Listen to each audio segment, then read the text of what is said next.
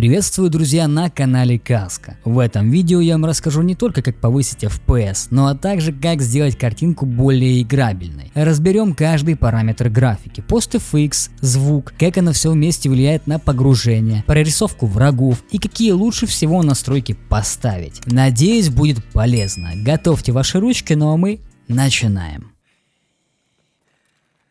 Да что это такое? Снова пинг под сотку. Окей, исправляем ситуацию.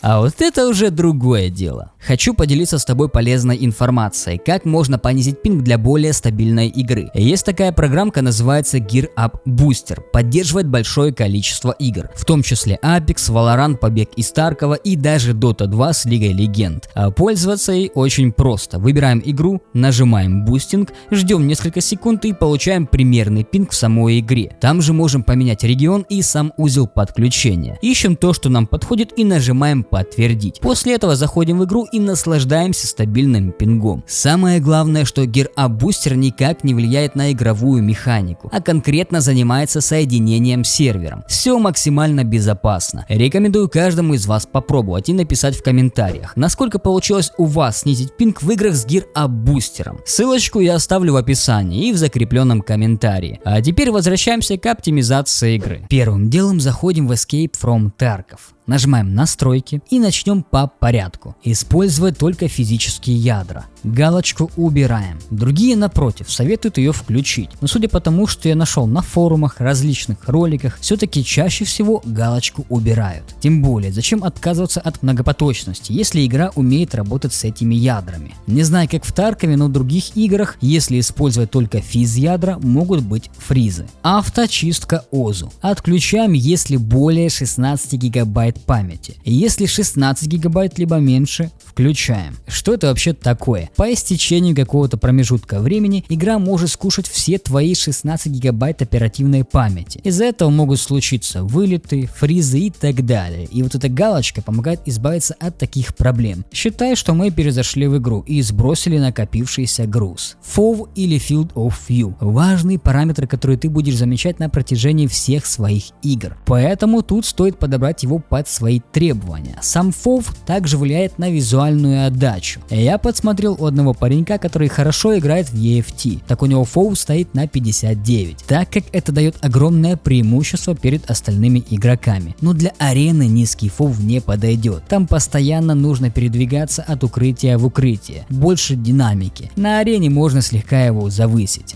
Голова. Я думаю, тут и не нужно объяснять, что такие эффекты в виде покачивания головы негативно влияют на игру, по крайней мере в PvP. Ставим минимальное значение. Быстрый доступ, стамина, хп. Тут снова все на вкус и цвет. Я выбрал для себя всегда показывать эти значения. Использование предмета двойным кликом только в рейде. Теперь наконец перейдем на вкладку графика. Чтобы ты в тупую не копировал все мои настройки, я расскажу за каждый параметр, на что он влияет, сколько FPS в среднем кушает на моей системе и нужен он или нет. А ты уже в дальнейшем сможешь отталкиваться от моих настроек. Разрешение экрана. Лучше всего играть на своем разрешении. Иначе, если у тебя монитор 27 дюймов и ты поставишь разрешение Full HD, мыло будет страшное. Для шутеров это неприемлемо. Но тут всегда есть большое жирное но. Если у тебя слабая система и по какой-то причине куплена Escape from Tarkov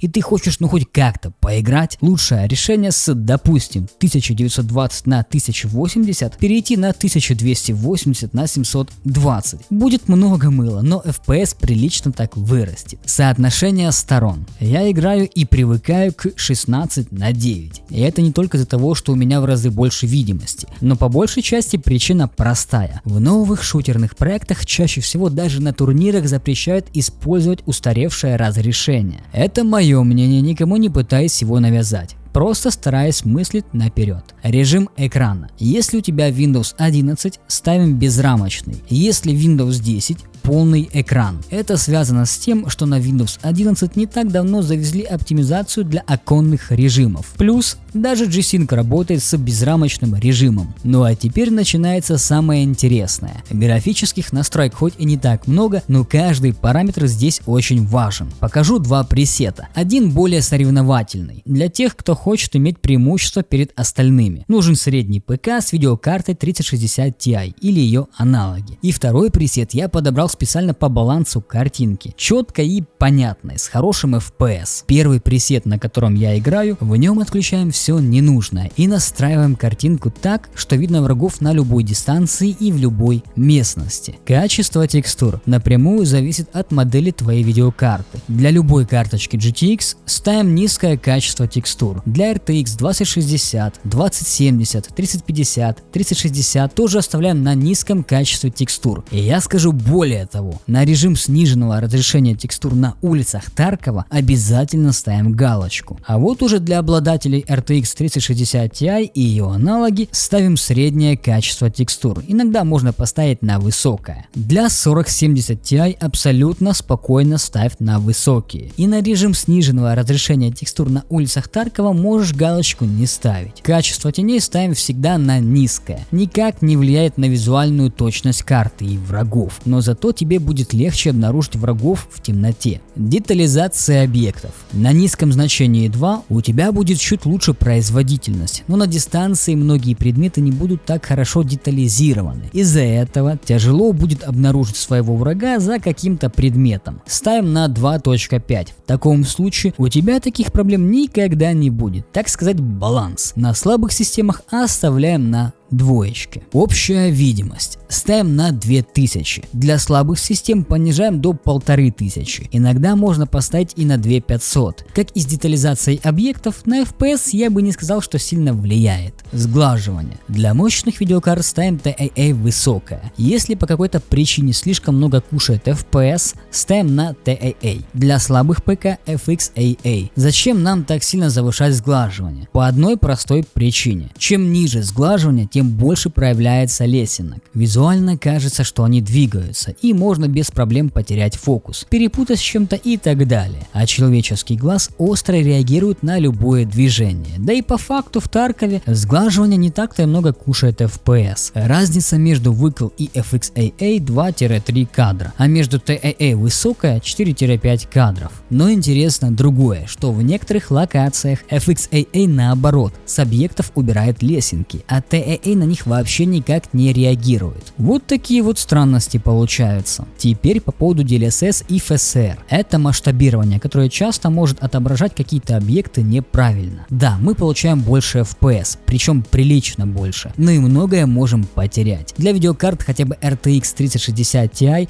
попробуй отключить все это масштабирование и поиграть без них. Если у тебя Full HD монитор, то та же 3060 Ti без проблем справится с Тарковым и выдаст приемлемый FPS. Для всех остальных DLSS либо FSR ставим на качество. Как ты уже понял, при включении DLSS отключается параметр сглаживания. Но если сравнивать DLSS качество с TAA высокое, то разница не такая значительная. Да, DLSS слегка мылит деревья, но при этом лучше сглаживает другие объекты. К тому же не стоит забывать, в моем случае разрешение 2560 на 1440. Это значит, что при включенном DLSS картинка практически не мылится, как это было бы на Full HD. Происходит разное соотношение масштабирования с нативного разрешения. HBAO визуально более точно отрисовывает карту и объекты. Для мощных видеокарт ставим на высоко либо ультра. Ультра плюс цвет ставить не нужно, уж слишком большая разница по FPS получится. Для всех остальных, и я в том числе, выбираем максимальную производительность. Меня и так все вполне устраивает. SSR влияет на мерцание воды и всей карты, как и с HBAO для мощных ПК ультра. Для остальных среднее либо высокое значение. Анизотропная фильтрация. Просто ставим на только текстуры. Этого вполне хватает для того, чтобы не искажались углы, земля и так далее. NVIDIA Low Latency может улучшить твое взаимодействие с игрой, уменьшить задержку и так далее. Ставим на On плюс Boost. Резкость. Ставим только от твоих личных предпочтений, монитора и еще кучу других факторов, таких как разрешение и масштабирование. Я при вышесказанных настройках оставил на 0.8, 0.9. Если ты очень плохо замечаешь своих врагов,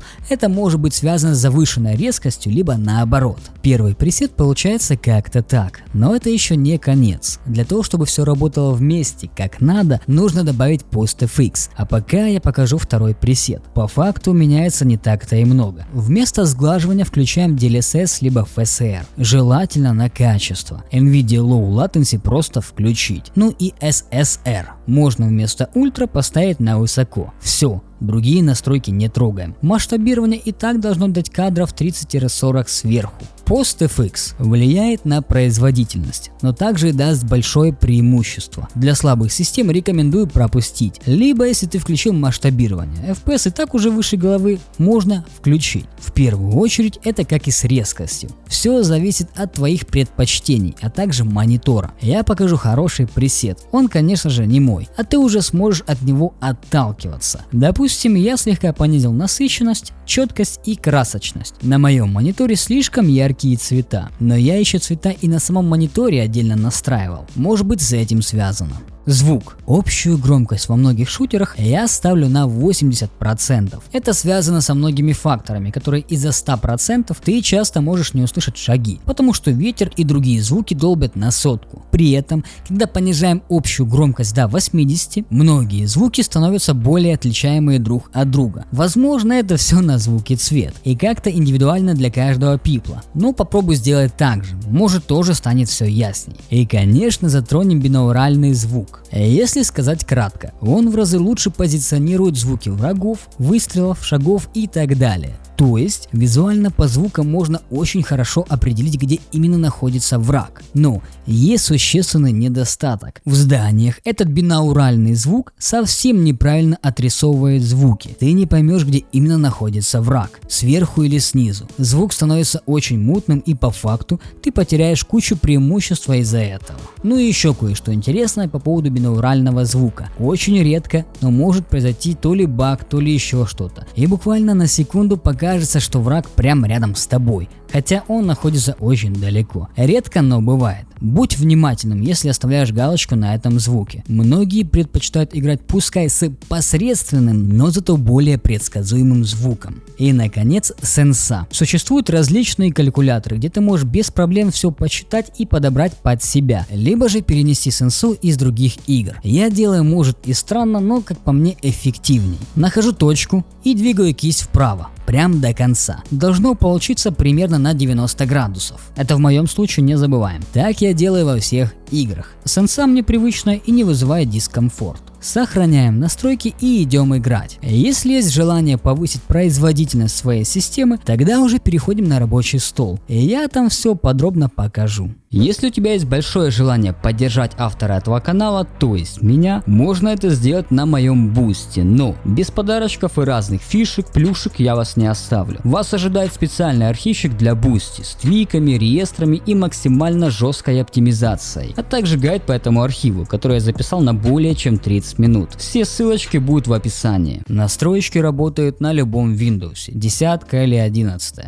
Просто немножко отличается название каких-то параметров, или слегка по-другому нужно их найти, но сама суть остается прежней. Теперь, как оказались на рабочем столе, нажимаем поиск, пишем панель управления, просмотр, ставим мелкие значки, ищем электропитание, показать доп. Схемы и ставим галочку на высокая производительность. Если тебе интересно, как включить максимальную производительность, тогда смотри ролик до конца. Далее наша задача перейти в папку с игрой. Нам нужно найти Escape from Tarkov, само приложение. Нажимаем PKM, свойства, совместимость, отключить оптимизацию во весь экран. Далее параметры высокого DPI. Ставим галочку на режим масштабирования. Нажимаем ОК, применить и ОК.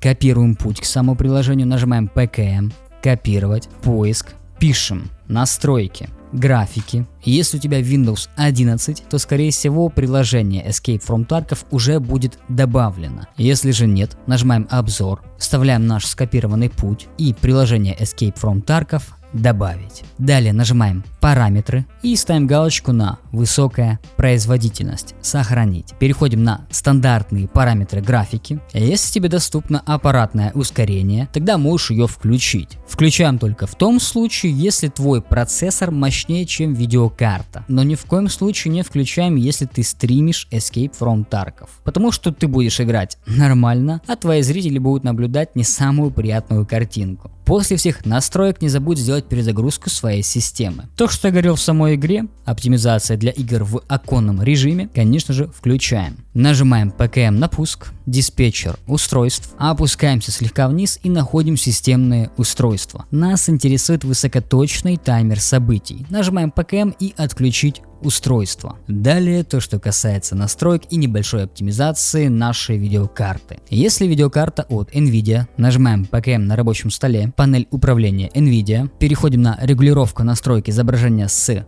таким-то, таким-то, ставим галочку на пользовательские настройки с упором на производительность. Переходим после этого на управление параметрами 3D. Здесь все настроечки у тебя сбросятся и делаем все по новой. Тут есть два варианта. Можем делать настроечку глобальных параметров, это будет касаться всей системы и всех игр. Либо перейти на программные настройки и уже выбрать отдельно Escape from Tarkov. Нажав добавить, обзор, ставить наш скопированный путь ранее и добавить приложение Escape from Tarkov. Куда? По умолчанию для драйвера. Анизотропная фильтрация. Если ты не пользуешься, тогда отключаешь. Либо можешь поставить управление от приложения. В таком случае уже в самой игре ты сможешь решать, включить ее или отключить. Вертикальный синхроимпульс то же самое. Либо отключаешь, что я рекомендую, либо ставишь просто использовать настройку 3D приложения. GP Rendering OpenGL. Выбираем нашу видеокарту. Затенение фонового освещения. Для оптимизации отключаем, но я играю не только в EFT, поэтому ставлю производительность. Vulkan OpenGL. Выбираем цепочку буферов DXGI. Частота обновления экрана. Высшая доступная. Размер кэша шейдеров. Если у тебя очень много памяти на диске C, ставишь без ограничений. Если не так много, тогда ставишь 10 ГБ. Режим низкой задержки. Выбираем ультра. Для слабых компов лучше отключить. Режим управления электропитанием. Ставим режим максимальной производительности. И наконец опускаемся в самый низ. Кстати, OpenGL тоже ставим приоритет совместимости. В самом низу находим фильтрация текстур качества, ставим на высокая производительность и нажимаем применить. По-моему, еще анизотропную оптимизацию нужно включить. Точно не помню, поэтому к нам на помощь приходит мой архивчик, который мы чуть позже затронем. Да, включаем оптимизацию анизотропную. Теперь то, что касается видеокарт от AMD. Точно подсказать актуальные настройки я не смогу, но как пример покажу в архивчике. Во-первых, ставим киберспорт, фильтрация текстур, производительность, режим тесселяции, переопределить настройки приложения и максимальный уровень тесселяции мы отключаем. Коротко и ясно. Нажимаем поиск, пишем параметры режима игры. Режим игры мы оставляем включенным. Геймбар отключаем обязательно. И записи, все, что здесь будет указано, все отключаем. Либо с помощью твиков реестра полностью выпилим ненужную хренотень. Если у тебя Windows 10, переходишь на конфиденциальность, фоновые приложения и ставишь галочку, чтобы отключить все фоновые приложения. Не переживай, все это будет работать без проблем. В фоне они не будут обновляться, нагружать твою систему, отправлять какую-то статистику и так далее. Мы пишем в поиске изоляция ядра, здесь находим целостность памяти и обязательно ее отключаем, потому что кушает очень много производительности. После этих настроек залетаешь в Escape from Tarkov и проверяешь свой FPS. Если все в порядке, плюс-минус тебя все устраивает, следующие шаги не рекомендую делать. Так и оставляй, наслаждайся игрой. И если до сих пор остались проблемы, либо прям очень большое желание повысить еще больше FPS, тогда делаем следующее. Качаем архив по ссылке в описании, он будет находиться и в Телеграме, и в Дискорде. Делаем распаковку, находим таймер Resolution, ссылочка будет в описании. Начнем с таймера. Нажимаем 2 раза LKM и просто максимум. Все. После этого нажимаем Close. Самое главное, улучшает отклик твоей системы. Как поиграли, вышли, нажимаем просто Default. и закрываем. Открываем наш архив. Здесь есть то же самое, настройка видеокарты, если интересно. Если у тебя стройка от Intel, можешь сделать настроечку. Ладно, я шучу, тебе, наверное, уже глаза на орбиту вылезут, думаешь, нихера себе, как это на Intel запустить Escape from Tarkov? Нет, конечно же нет. Заходим в папку очистка, Delete Temp Files, первый ярлык, Delete Temp Files. Выделяем все файлы, нажимаем Shift, Delete и да. Отмена. Возвращаемся назад. Delete Temp Files папка 2. Если лень все это выделять, файлов нихера себе. Просто нажимаем Ctrl плюс А английская, далее Shift, Delete и да. То, что не удаляется, нажимаем просто отмена. Диск Clean Up. Выбираем диск C, ОК. Очистить системные файлы. Снова выбираем диск C, ОК. Везде ставим галочки и нажимаем ОК. То, что касается схемы питания, максимальная производительность. Открываем текстовый документ, копируем команду PKM, копировать, открываем ярлык.